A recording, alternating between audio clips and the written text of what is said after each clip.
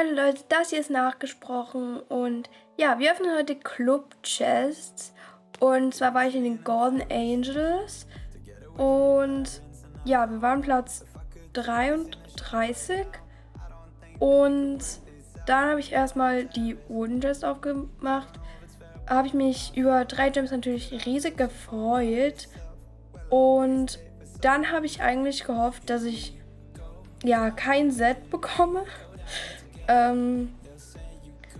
Und vielleicht ein Pferd. Also ich wollte kein Epic-Pferd und kein Set. Aber ja, ich habe dann das Set bekommen, was ich auch schon hatte. Das hat mich ganz leicht aufgeregt. Aber ja, was soll's? Ich kann es nicht ändern.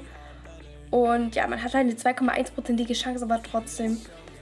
Das nervt irgendwie. Ich habe dann meinem Brownie das Set einmal angelegt, weil ich finde, das Set passt ganz gut zu ihm.